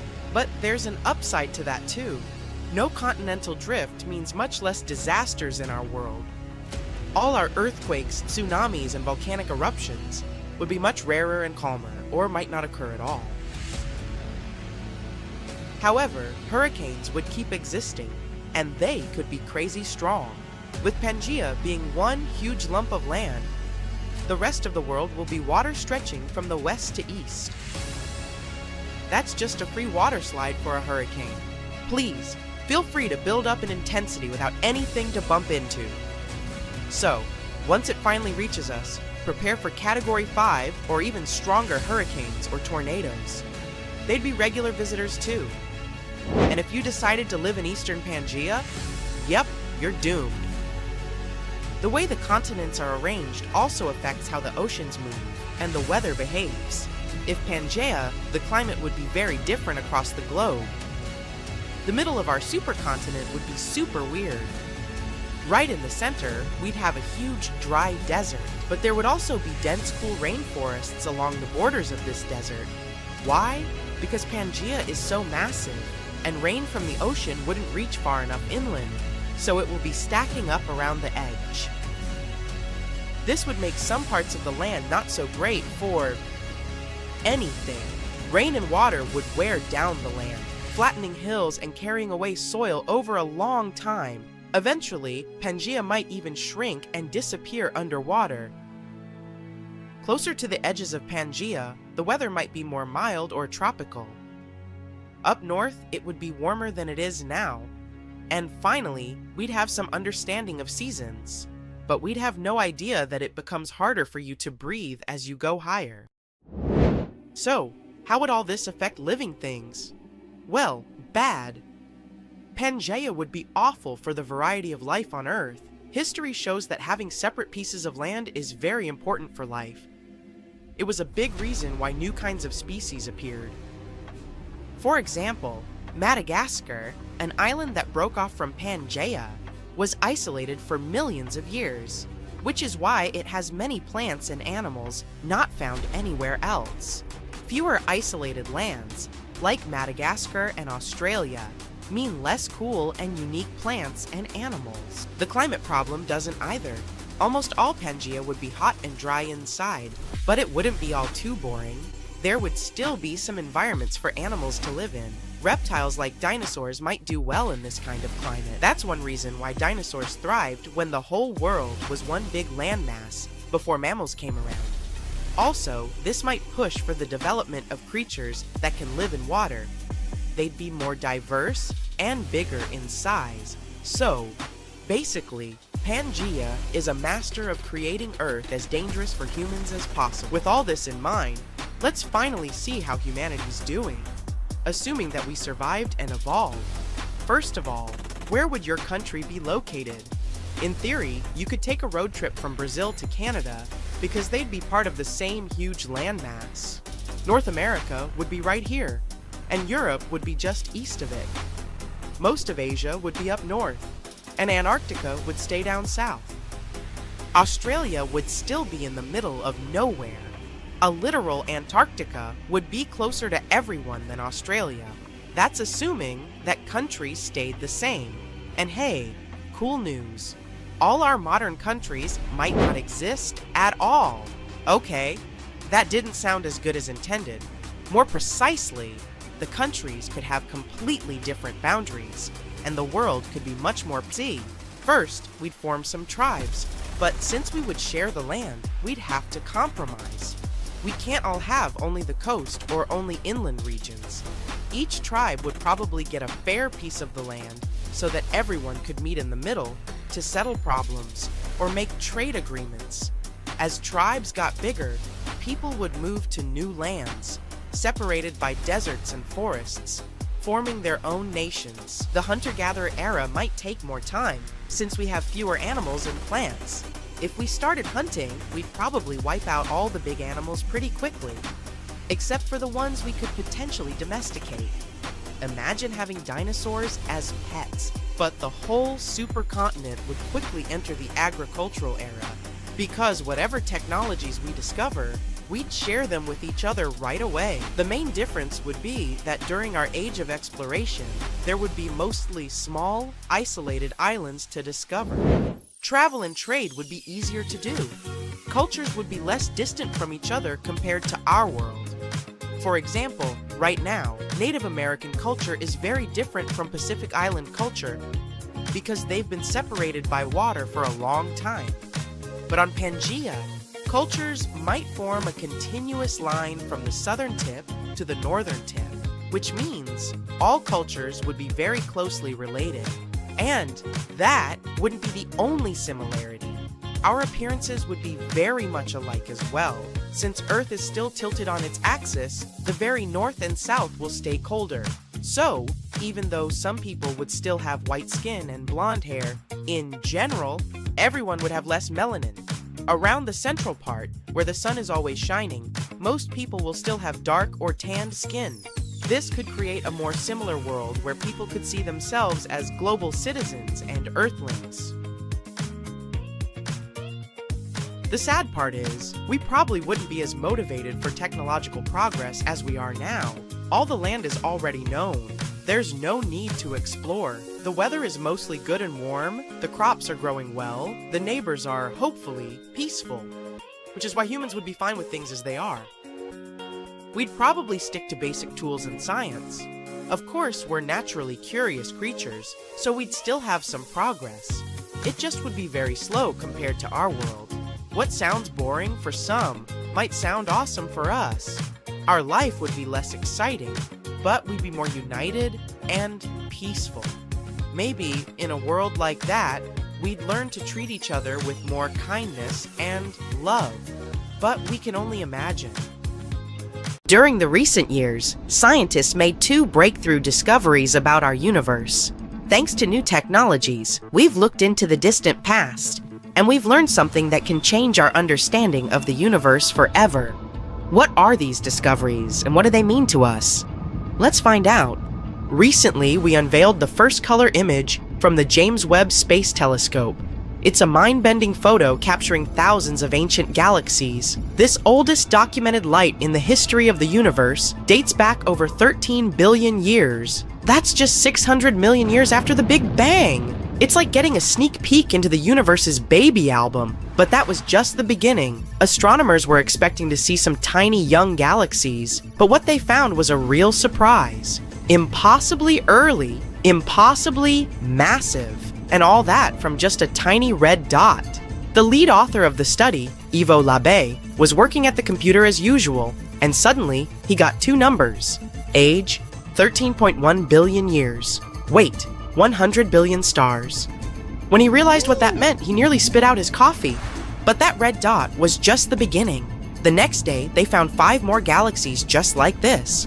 Turns out, these 6 massive galaxies are as old as the Milky Way itself. The entire research team was in disbelief. They were like, wait, what? These guys couldn't be that mature so early in time. Did we make a mistake? But nope. The James Webb Space Telescope, the new cool guy on the space block, just has some serious skills. It can see through dust clouds with its infrared vision and spot galaxies that were previously invisible. Move over, Hubble. There's a new stargazer in town. But why has it shaken things up so much? Because this discovery affects our understanding of how galaxies formed. Let's try to explain. A long time ago, 13.8 billion years ago to be precise, our universe was born. It was chilling out for a while, and then it started to form the first galaxies. And these galaxies were full of gas and dust. Eventually, this gas started turning into stars. Some galaxies were more massive and had more stars, and some were lighter and had almost no stars at all. In any case, they all grew gradually. The stars in them were born slowly and smoothly. That's how our current models explain this. But these new observations from the James Webb Space Telescope show an unexpected surprise. Looks like even in the early universe, our ancient friends had lots of stars. More than what we would ever expect. If that's the case, then these galaxies are like the overachievers of the universe. They skipped the small and gradual growth phase and went straight to being giant universe breakers. According to our current cosmological model, they shouldn't even exist. But they do. So it looks like after the Big Bang, the stars were forming much faster than we thought. As you can see, these universe breakers are really living up to their name, causing a potential total consensus among scientists. The universe was like, hey, I'm about to flip cosmology models upside down. But let's not jump to conclusions. There are many theories that could explain these mind-boggling discoveries without breaking the standard model. For example, maybe the light we're seeing isn't coming from stars at all, but from the swirling disks of doom around supermassive black holes. These colossal cosmic beasts can gobble up matter and spit out a dazzling light show. And James Webb Telescope's keen eye is picking up on these enigmatic accretion disks like never before. Or maybe these galaxies could be playing hide and seek with us. Maybe there's more to the story that we haven't seen yet. After all, the universe is vast and mysterious, and we've only just begun to scratch the surface. And whoa. We really need to slow down here. Before we even try to explain all this stuff, we need to confirm whether these ancient galaxies really are that old. Although even if they're actually just supermassive black holes, it still shows an astounding change. We'll have to wait about a year to find out. One thing's for sure, the James Webb Space Telescope has definitely taught us a valuable lesson. Expect the unexpected. And this is just the beginning of unexpected. Ivo Labbé's team wasn't the only one who made such a huge breakthrough. There's also a team that claims that they've unlocked the secrets of the universe's past, and that's worth 2 Nobel Prizes. Move over, James Webb Space Telescope, because this discovery came from an antenna that's smaller than a fridge and costs less than $5 million. Talk about space bargain hunting. The astronomers caught this signal that showed some surprises. It was coming from the earliest stars of our universe, back in the days when they were just beginning to twinkle. Say hi to our celestial ancestors again. Now, the signal was pretty weird. The temperatures were unusually low, and there was a pronounced wave that left astronomers scratching their heads. What could be causing all this? Well, there's a theory. Dark matter may have been at work, and if that's the case, then we can really be on the verge of a great discovery.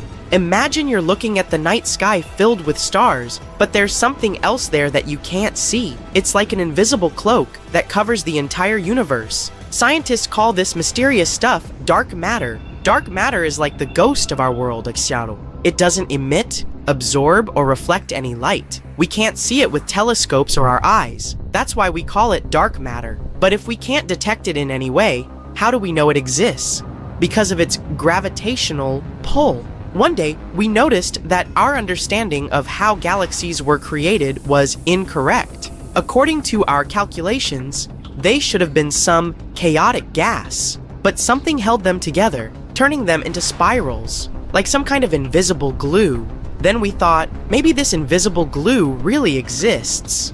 If the moon was invisible, we would still suspect that it exists somewhere because its gravity affects the tides on Earth. This is also the case with dark matter. Its gravity influences the motion of galaxies and other cosmic objects. In fact, dark matter makes up a huge chunk of the universe, about 27% of it. Moreover, the normal matter we can see, like stars, planets, and galaxies, only make up about 5% of the universe. Scientists are still trying to figure out if dark matter exists and what it can be made of. Some theories suggest that it could be made up of exotic particles that are different from the particles that we're used to. Others think that it might be some kind of weird, undiscovered form of matter that doesn't interact with light at all. Anyway, it's an intriguing mystery, and if we ever confirm the existence of dark matter, our understanding of our world will change forever. So now you can understand why the excitement in the scientific community is palpable. If this discovery is confirmed, then we will get the first real proof of dark matter. This discovery may be even more important than the Big Bang itself because, as astronomers put it, we are made of star stuff, and so we are glimpsing at our origin. But of course, we still have to wait and explore all this in great detail. In science, one should never rush to conclusions. And while scientists study this stuff, we'll be here, on the edge of our seats, waiting for the next space blockbuster to unfold. The universe never ceases to amaze us with its wonders. Who knew that such a small and humble antenna could unlock such cosmic secrets? It just goes to show that in the vastness of space, even the tiniest discoveries can have the biggest impact. Keep looking up, and who knows what other cosmic surprises are waiting to be uncovered. Do you know how many continents there are on Earth? That's an easy one. 7. But wait a second, aren't Europe and Asia one large continent, Eurasia? It looks so when you look at the world map. Well, scientists think differently. They don't just look at bodies of land sticking out of the sea. Geoscientists study the types of rock that continents are made from. When you see the world from their perspective, the number of continents actually increases. Yes, they are not a myth. Lost continents exist. Or, at least they used to. They are hiding under other land masses. Peekaboo! Researchers have recently discovered one continent just like that. It is called Greater Adria. Sounds familiar? Yes, it has something to do with the Adriatic Sea, the Mediterranean. This lost continent is completely buried under Europe. It collided with Europe and started to sink under it a long time ago. Today, it lies beneath Italy, Greece, and the Baltics. Its size and even shape match that of Greenland, the world's largest island. But how did geoscientists find Greater Adria? It's no longer visible, but it left some clues. Parts of it were embedded in the Alps. Other chunks were incorporated into present-day Italy and Croatia. On the other side of the Adriatic Sea, limestone rocks from the former continent started to change once they were under the European landmass. Tremendous heat and pressure spread over tens of millions of years changed their structure. Out goes the limestone. In comes the marble. All the Greek and Roman temples you admired on your summer vacation were constructed using this marble. It was sort of a going-away gift from a long-lost continent. Greater Adria camouflaged itself well for thousands of years, but other lost continents were hiding in plain sight. Have you heard of Earth's 8th continent, Zealandia? Probably not, because it sits under the surface of the Pacific Ocean. 95% of Zealandia is now underwater. Can you guess where exactly? Its name is a good hint, under New Zealand. If you open Google Maps, you can see its outline. Look for a lighter shade of blue in the ocean. It should stretch from New Caledonia to New Zealand. This bump in the ocean floor used to be above sea level. It was about 2/3 of Australia, and more than twice the landmass of Greater Adria in size. We can spot Zealandia today because it hasn't sunk too low, and that's the best way to discover other lost continents. Imagine the Earth without the oceans. The bottom of the sea isn't flat. There are mountains and trenches. You could put Mount Everest in the deepest of them, the Mariana Trench, and there would still be 2,133 meters between it and the sea level. This trench got so deep because of a geological process called subduction. The Pacific Plate got under the Philippine Plate. Earth's crust is made out of those plates that float in a sea of molten rock. Then they bump into each other. One goes down, while the other one rises. That's how Greater Adria ended up under the European continent. Our planet is constantly on the go. We don't notice this process because it happens deep beneath our feet.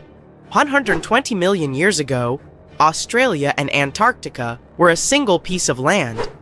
Antarctica said goodbye to Australia, but it didn't leave empty-handed. Today, there is an oceanic plateau in the Indian Ocean. The word plateau comes from French, and it means elevated flatland. And the name of this land sounds like the title of a Hollywood movie, Broken Ridge. Long ago, it was connected to another lost continent, the Kerguelen microcontinent.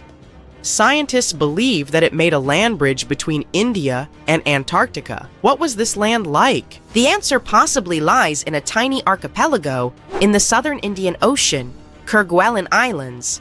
These islands are all that is left of the ancient landmass. They have a cold climate. The islands feature glaciers because they are so close to Antarctica.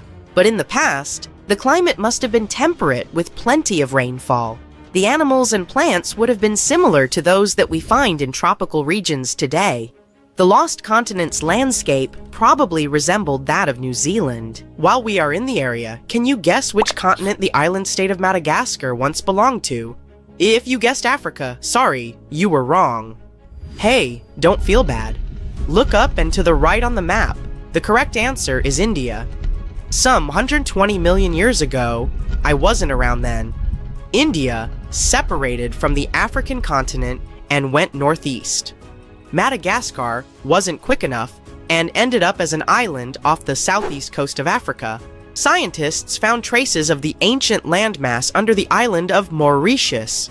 Today, it's a tourist hotspot, but millions of years ago, it was a real hotspot, volcanoes and all. That's how scientists were able to retrace the steppes of Mauritius. They found a mineral, zircon, that exists in rocks which lava spews out after an eruption.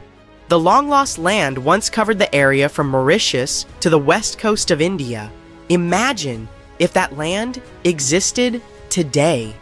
It would form a great mix of Indian and African cultures. Speaking of spicy, have you had Indonesian food recently? Just 50,000 years ago, Southeast Asia looked much different. There was no Sumatra, Borneo, Java, or even Australia. Just Sunda and Sahul, two continental masses that were divided by a deep water trench. You had the extension of mainland Southeast Asia on one side, Sunda, and the Greater Australia, Sahul, on the other. Biologists were among the first scientists to notice the split. Species developed differently on Sunda and Sahul. That's why Australia has unique animals such as the kangaroo, wombat, and platypus. And did you know that a giant kangaroo once roamed the island of New Guinea? That's because, up until the end of the last age, there was a land bridge to Australia. But it's quite shallow, less than 20 meters. It's a reminder that this was once a single landmass called Sahul. Another ocean strait that isn't too deep, Alberkats, 50 meters, separates Asia from North America. The Bering Strait sits today in the place of Beringia. This ancient landmass wasn't that big. It stretched 1,000 miles from north to south. That's just a third of the driving distance from Los Angeles to New York. Beringia was important for another reason. During the Ice Ages, it connected the whole world. Water levels then were 90 meters lower than they are today. If they went even lower, you could walk from the Cape of Good Hope in Africa all the way to Cape Horn in South America. Today, you can hop on an airplane and fly to pretty much any place on the globe. The world has never seemed smaller, has it? Well, it has. Some 300 to 200 million years ago, we were all one world, literally. Pangaea was a supercontinent that included all the continents. Its name is in Greek, and it simply means all Earth. But Pangaea started to crack up. The biggest gap formed between the Americas on the one side and Europe and Africa on the other. Seawater soon started pouring in.